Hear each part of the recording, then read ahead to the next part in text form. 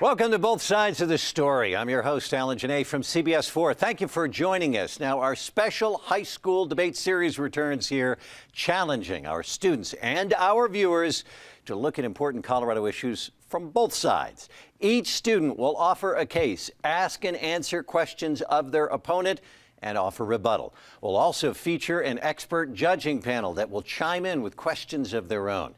Now, both of our students have prepared a pro and a con case for tonight's debate topic, and they won't know which side they'll defend until we have a coin flip right here in our studio.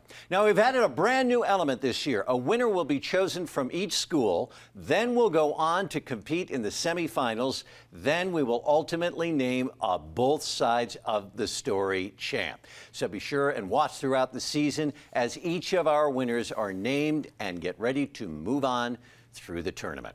On tonight's show, students from Denver East High School's forensics team kicks off the series. DEFT, as they're known, ranked top 10 in the nation for both speech and debate at this year's national competition. Let's meet our participants now. First up is Max Donovan. He is a senior at East High, and this will be his fourth and final year competing with DEFT. He is a team leader in many ways, and he's responsible for training new debaters. Little known fact about Max, he has an interest in Japanese culture, and he speaks a little bit of its language. Next, we have Jack Cohen. He is head captain of East Debate Team and is a public forum debater. He loves skiing, hiking, and helps run the constitutional law program for middle schoolers. So, gentlemen, thanks for joining us. Also joining us is our panel of experts who will offer their analysis of the debate today. They are Dominic Dezzutti, host of Colorado Decides, the election debate series produced in conjunction with CBS 4. And next to him is Susan McHugh, the debate coach of the Denver East forensics team. Now, before we get started, let's learn why Jack decided to join the team. I joined this debate team because I think that argumentation and critical thinking is really important, not just to high school debate, but to life in general. When I'm getting ready to compete, I feel 50% nervous and 50% really excited. The nerves come from the fact that you never fully know what you're going to experience when you get into a debate round. You never know what your arguments your opponents are going to run or how they're going to respond to the arguments that you've been running. But it's also a lot of excitement because it's something I really love to do. It's a really fun activity, and it's really exciting to be able to get in around and hear a set of arguments and know how to poke holes in them, know how to refute them, and to be able to effectively communicate all of that to your judge. All of that a challenge. Jack, by the way, considering Berkeley and Puget Sound when he heads to college next year. Now, Max shares the benefits he gets from competing with the Denver East forensics team. What attracted me to the speech and debate arena was the group of people who are devoutly interested in a somewhat niche group of topic areas. Debate has helped me as an individual going forward because it's helped me hone in on a specific interest of mine. I really didn't know that I had this distinct interest in politics, philosophy, and history, but after being exposed to those sort of things and having a support around that, I really think that I would like to pursue an academically rigorous future in those fields. All right, to get things started, I want to set the ground rules. Each side will present their case, ask each other questions, and have a chance to offer rebuttals. When it's finished, we'll go to our illustrious panel for their own questions and find out who they felt offered the best arguments. I will be a tiebreaker in case of a tie. So let's get started. The issue up for debate today is, should Colorado citizens have the right to medically assisted suicide? So want to have our coin flip and get things underway. Max, I'm going to bring you out here because you, as the person to my right, gets the choice on the coin toss. Heads or tails? Heads. Tails we have. All right. Jack, you get to choose. Do you want to be pro or con? I will be pro. Okay. Proponent goes first. So let's begin right now with Jack. Here he is. I affirm today's resolution. Colorado citizens should have the right to medically assisted suicide. First, it's important to understand the exact definition of medically assisted suicide. Northwestern University provides this, telling you that medically assisted suicide is where the physician provides the necessary information and means, but the patient performs the act. This leaves control of the final decision in the hands of the patient and is never an autonomous decision made by the physician. I affirm today's resolution for 3 reasons. First, medically assisted suicide provides dignity to patients. When it comes to patients with terminal illnesses who have no medical chance of survival beyond 6 months, medically assisted suicide can provide much needed relief. Helen Starks, a PhD at the University of Washington, explains that suffering means more than pain. There are other physical, existential, social, and psychological burdens, such as the loss of independence, loss of sense of self, and functional capabilities that some patients feel jeopardize their dignity. It is not always possible to relieve suffering, and medically assisted suicide may be a compassionate response to this extreme suffering. We've also seen other states, including California, pass similar measures. Governor Jerry Brown explained as he signed California's bill, "I do not know what I would do if I were dying in prolonged and excruciating pain. I am certain, however, that it would be a comfort to be able to consider the options afforded by assisted suicide, and I wouldn't deny that right to others." Finally, Time magazine explains that this does not take away end-of-life care for other patients. This is important because it means that this right does not take anything away from those who do not want to choose this path. By giving patients the right to consider medically assisted suicide, we give them the right to make the choice that they feel is best for them. Second, public opinion supports medically assisted suicide. According to a nationwide Gallup poll, 7 out of 10 Americans support, quote, physicians being allowed to end a patient's life through painless means. As we consider whether or not we should grant this right, it's imperative to consider what the public wants. If over 2/3 of Americans support this, they should at least have the right for it to be an option. Finally, creating clear legislation around medically assisted suicide provides essential safeguards. Emily Marone from Time magazine writes that states that don't authorize aid in dying have unclear and unenforceable laws. An underground practice has absolutely no safeguards. An authorized practice, on the other hand, facilitates transparency and provides safeguards such as mandatory reporting as well as state oversight. When states do not legalize medically assisted suicide, people still choose to end their lives. They just have to do it by themselves, hiding it from their friends and family. Mother Jones tells the story of a man, referred to as Harry, who was forced to end his own life after he feared he would no longer be able to be physically in control of his own destiny. Because assisted suicide was illegal in California, he couldn't tell his doctor or his family and was isolated from those closest to him in his final moments. In order to stop tragedies like this from happening, we should make the process more regulated and transparent. For these reasons, I affirm. Thank you. Jack, thank you very much. Max, now you have 2 minutes for any questions in cross-examination. Go ahead. I have a question about end-of-life care that you mentioned. Do we have the drugs and the means in our current society to provide comfortable living in those last 6 months? Absolutely. And while situations aren't essential, it's important to remember that this is a choice. And if Colorado citizens choose not to use the medically assisted suicide option, that's okay because they still have that option to remain in end-of-life care until they die naturally. Okay, so if we have sufficient end-of-life care, why is it promoting the human dignity of those people to end their lives early if they can live the last 6 months comfortably? It's important to remember while this end-of-life care is sufficient for keeping patients fairly comfortable, some think that they will be even more comfortable choosing to end their life early. Additionally, I support the position that Colorado citizens should have the right to choose what they want to do with their own medical decisions, and this would be one avenue to ensuring that that's possible. Okay, so if Colorado citizens are allowed to make their own medical decisions as radical as life and death, should it be limited to, like, only terminally ill patients? I mean, I don't think that's my place to determine whether or not we should only limit it to terminally ill patients. I think that's a great place to start because it can promote the efficacy of these programs.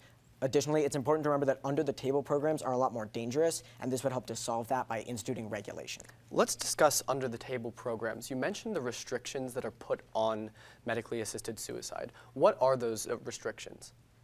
Are you talking about? Regulations, sorry. Right, so these regulations would be really important because when we legalize something, we bring it into the light of the law, which means that doctors actually know the policies and programs behind it. These vary by state to state, but for example, in California, when it was illegal when medically assisted suicide was illegal, certain handbooks informed patients that they couldn't tell anybody of their decision to commit suicide, otherwise those people could be held criminally liable. Would doctors be required to administer or to prescribe these drugs if their patients were to ask for them? Not necessarily. A patient would need 2 doctors to support them, but if one doctor didn't want to support them, they could just go to a different doctor. All right, gentlemen, thank you very much. Right now, Max, the floor is yours for the con side for 3 minutes. All right. I negate the resolved. Colorado citizens should have the right to medically assisted suicide. Medically assisted suicide is defined as a physician knowingly and intentionally providing a person with the knowledge and the means required to commit suicide. The most important thing to focus on for this debate is the ethical dilemma facing healthcare professionals. Because medically assisted suicide laws don't force citizens to commit suicide, but it does force those in the healthcare industry to be complicit in a death or lose their job. They are the population that is most directly involved with the decision. Contention 1 is the ethical dilemma. Doctors are often motivated to become involved in healthcare by a desire to heal people, to help their patients. That desire is at the very core of the profession. The Hippocratic Oath that all doctors take at the outset of their careers states, "I will not administer poison to anyone where asked, and I will be of benefit or at least to do no harm." These words, however formal, have value in the hearts of medical professionals. Allowing medically assisted suicide radically changes their job description. While my opponent may argue that medically assisted suicide is in a way helping patients, that line is too blurry and the consequences too extreme for many physicians. As a society, it is not fair for Coloradans to ask our healers to be directly active or at the very least complicit in the death of a human. Linking the archaic duty of the executioner in any way to the modern medical practice is a problem for individuals in the industry. That line becomes even blurrier when the possible circumstances surrounding medically assisted suicide are explored. Medically assisted suicide is too vague a term to limit it to specific situations, and even if you look at exclusively terminally ill patients, requests for assisted suicide are abundantly higher in those with depression. According to the Journal of Clinical Oncology, recent studies among terminally ill patients found that a desire for a hastened death or an interest in assisted suicide was associated with depression. It has therefore been suggested that a request for euthanasia may be a symptom of depression. Patients may not wish to continue living due to judgment clouded by depression. Not only are you asking doctors to assist in the death of an individual, but also that individual may not be considering all of the factors as a result of their depression. It is not right to force physicians to assist in the suicide of a mentally ill patient or in the death of any patient at all. To ask doctors to make these kind of ethically gray decisions is immoral for Coloradans. Therefore, Colorado citizens should not have the right to medically assisted suicide. All right, Max, thank you very much. Now, Jack, you have 2 minutes for questions. Have at it. Thanks. So I guess my first question refers to the Hippocratic Oath argument you made. If doctors are able to relieve pain, how are they harming their patients? The issue is that it is a morally gray area. While some doctors may feel like they're helping their patients, others might come to the conclusion that by prescribing this cocktail of lethal drugs, they are in fact complicit in the death of their patients. Whereas you can allow a patient to die over those 6 months is not as morally gray because they are omitting rather than acting against their patient. So you brought this up the last time we talked, and I think it's important. Can't doctors choose not to do this and have a patient simply go to another doctor who is more comfortable doing this? My issue with that is that it's an issue of coercion. If somebody comes up to you and says your money or your life, that is technically a decision, right? But you don't have one. You're going to lose that patient. And furthermore, the fact that the doctor gets asked at all is an issue, because then they have to look their patient in the eye, someone who is suffering, and tell them no for personal reasons rather than for a legal obligation. Okay, so let's talk about your second point where you talk about depression. Aren't mental health evaluations helpful in reducing this issue? The main issue with this argument is that it's almost impossible to tell the difference between someone who is actually clinically depressed and someone who has just been diagnosed with a terminal illness. They show similar symptoms. Obviously, these people are seeking death. And so the issue is whether that is taking into account all of the factors, being the length of their life and the quality, rather than the actual depression that is acting on their brain.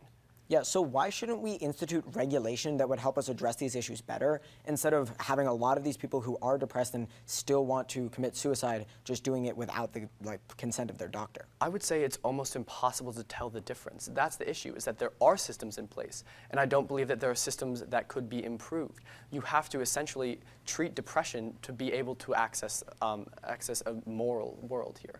Awesome, thank you. All right, Jack, now you have 2 minutes for a rebuttal. Go ahead. Thank you. Okay, so let's talk about my opponent's first argument, where he talks about the Hippocratic Oath. The issue here is that doctors actually aren't going to be going against most of their moral beliefs because they're going to be able to ensure comfort for their patients. When it comes to the Hippocratic Oath, as long as doctors are still ensuring comfort for their patients, something that patients are asking for, it's still okay. Additionally, remember the fact that we talked about this in Crossfire. It's okay if doctors don't want to institute or don't want to give their patients the opportunity to commit medically assisted suicide. If the doctor says no, a patient can find another doctor, which means that this moral obligation isn't necessarily held to the doctor. But then, on his next point about depression, there are a couple things here which are going to be really important to remember. First is that we have a lot of programs that diagnose depression in the status quo. This is really good because it means that when we institute medically assisted suicide, we're still going to be able to catch this depression and actually address it.